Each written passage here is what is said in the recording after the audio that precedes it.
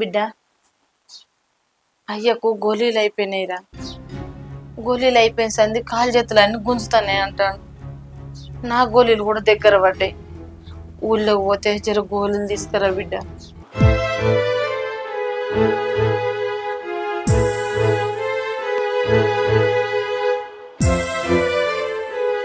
ఏమైంది బావా?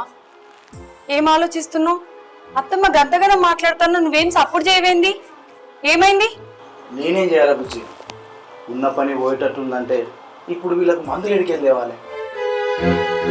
అరే ఇట్లనే ఉంటారు కదా, నా పరిస్థితి ఎట్లుందని వాళ్ళకి అర్థమైతలేదా? ఏం కాదులే బావా, అన్ని సర్దుకుంటాయి, నువ్వేం బాధపడకు. సరేనే, అట్లా బయటకు వెళ్తా. సరే పోయిరా.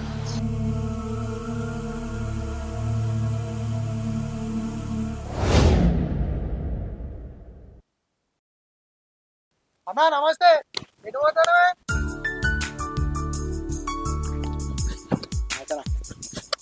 ఎండలో ఎటు పోతాను అన్న? ఏం లేదురా, అట్టుగానే బయటకు వెళ్తున్నా. సరే కానీ ఏమైంది? డ్యూటీ ముచ్చట జీతం పెంచిరా మరి? ఎక్కర్రా, జీతం ముచ్చట అడిగితే పని చేత చేయరి లేకపోతే మానేయరి అంటారు. ఎసరు చూస్తే కుసరు పోయేటట్టు ఉందిరా బతుకులా. గట్లా అంటే ఏందన్నా, నెలకిన్ని పైసలు సంపాదించే నువ్వే గట్లా అంటే మా పరిస్థితి ఉంది. అరే నెలకి ఎన్ని పైసలు సంపాదిస్తుందిరా? దానికంటే ఖర్చులు ఎక్కువ కాబట్టి దీంట్లో మళ్ళా మా అయ్య చేసిన అప్పులు కట్టాలి. సరే సరే, అన్ని చెడ్డ రోజులు కూడా ఉన్నాయి అన్న, మంచి రోజులు కూడా వస్తాయి. సరే అని ఈ ఎండకి ఎటు పోతున్నావు అన్న? ఏం లేదురా, ఇంటికాడ ఉంటే మా అమ్మ మందులు మందులు అని చంపుతాను. అట్లా పొలం కాడికి పోయి ఆంచేట పోయి మందులు తీసుకుని వస్తా. సరేరా పోయేస్తా. ఈవినింగ్ వెళ్తాం. సరే సరే అన్న.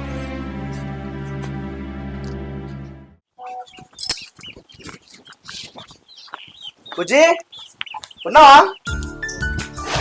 ఏమైంది బావా? బిడ్డ గోళీలు తెచ్చినవారా? ఇంత కూడా రానియా? ఎవరు తెచ్చినా?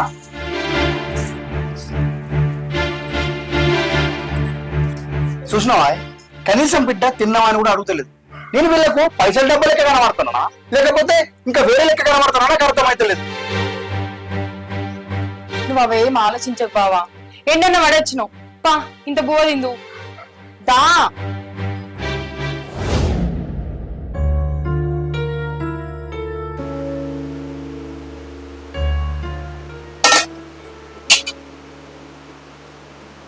ఇక బా.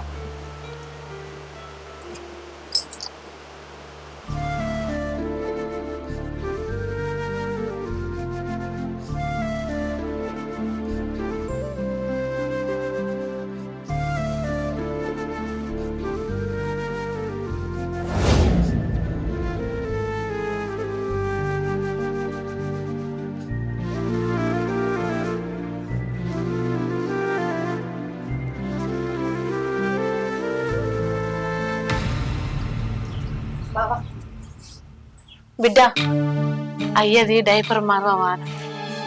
నీ అబ్బా ఇప్పుడు అన్నదేనే చేయకూడదు. తిన్నదంతా బయటికి వచ్చారా చెప్తారా ఏంది? చిచ్చి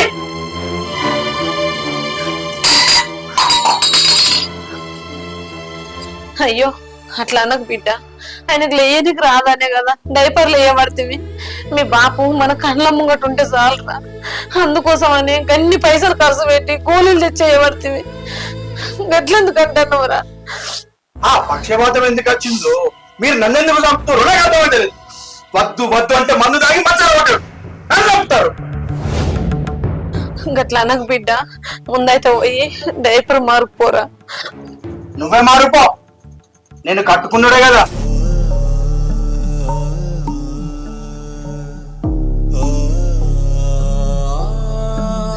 నాకేడలు ఎత్తారా బిడ్డ, పోరా నువ్వే. ఇక శాంతి తప్పదు కదా, ఇక ఒక సత్తనా?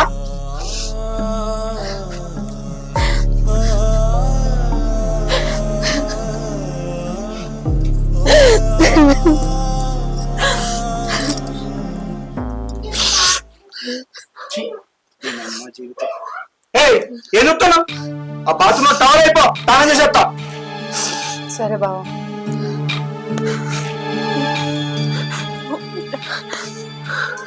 పో బిడ్డ, తువ్వాలట ఈ పనికి.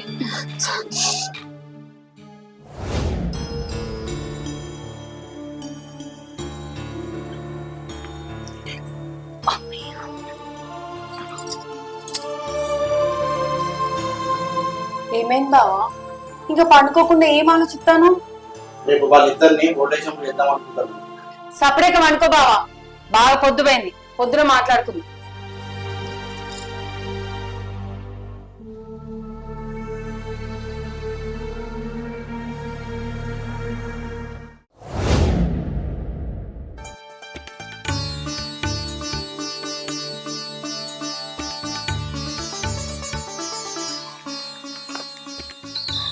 ఏమైంది బుజ్జి? ఆ కన్నీలేంది? బావా, పెళ్ళైన ఇన్ని ఏళ్ళకి నేను అమ్మని, నువ్వు నాన్నని కాబోతున్నావు. నిజమా బుజ్జి? అవును బావా, అత్తమ్మని కన్ఫర్మ్ చేసింది.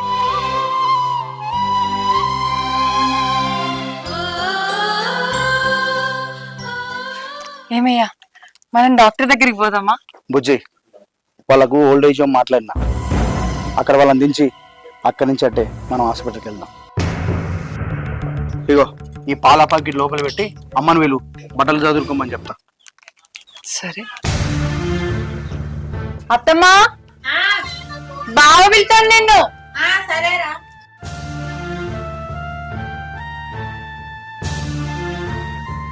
ఏంద్రా ఏమో పిలిచిన మాట?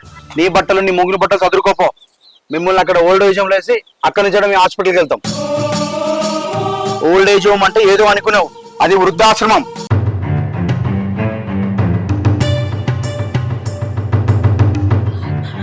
అద్దు బిడ్డ, మాకు ఇవే చివరి రోజులు మీతో ఉండాలని మాకు కూడా ఉంటది కదా. చాలమ్మా చాలు, ఇక నేను భరించలేను. రోజు ఆయనకి డైపర్ మార్చడం నా వల్ల కాదు. అక్కడైతే వర్కర్ ఉంటారు, మిమ్మల్ని ఇద్దరిని వాళ్ళే చూసుకుంటారు. అద్దు బిడ్డ, చిన్నప్పటి నుంచి నేను విడిచిపెట్టి మేము ఒక్క రోజు కూడా లేదు.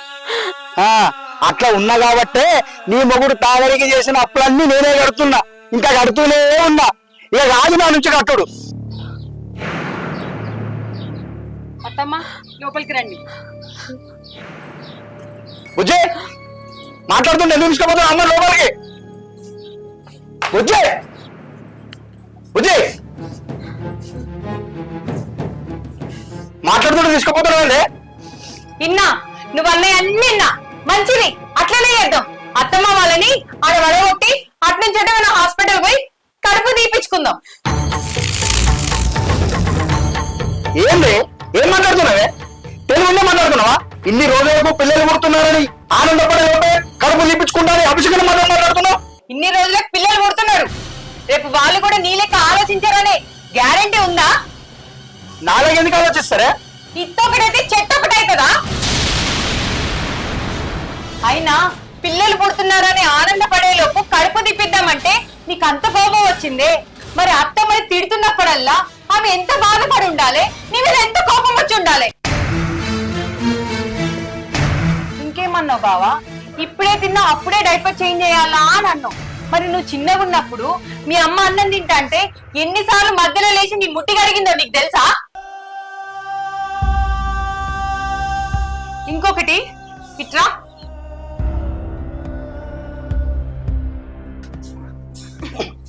చూడు బావా, చూడు. అప్పులు చేసిండు, మంచన పడ్డాడని మావేని తిట్టని రోజు అంటూ లేదు. అసలు ఆయన ఎవరి కోసం అప్పులు చేసిండు? నీ ఆరోగ్యం కోసమే కదా. అది నీకు గుర్తులేదా బావా?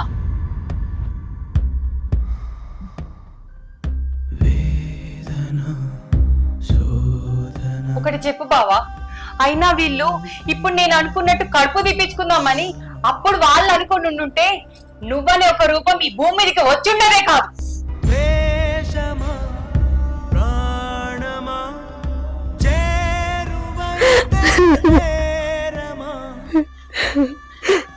రోజు ఇవన్నీ చెప్పుకొని అత్తమ్మ ఏడవని రోజు అంటూ లేదు నువ్వు డ్యూటీకి పోయినాక.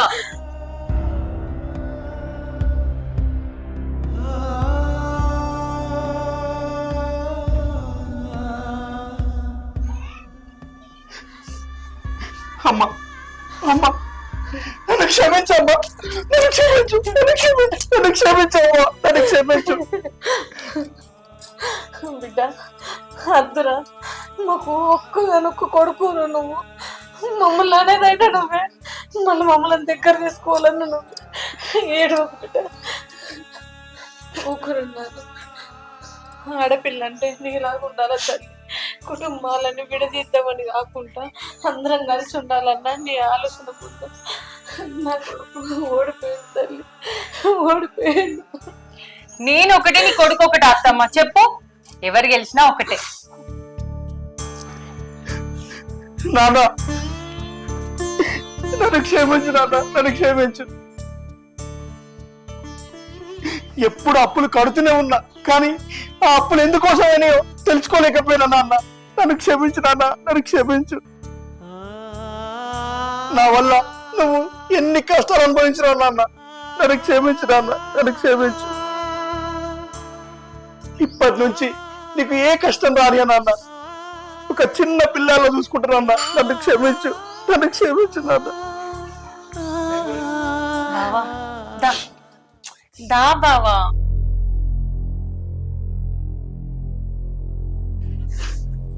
బిడ్డ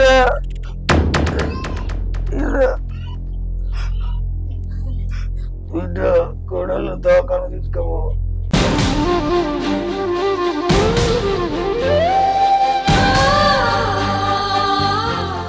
సరే అయ్యా, సరే దవాఖాన తీసుకోపోమంట.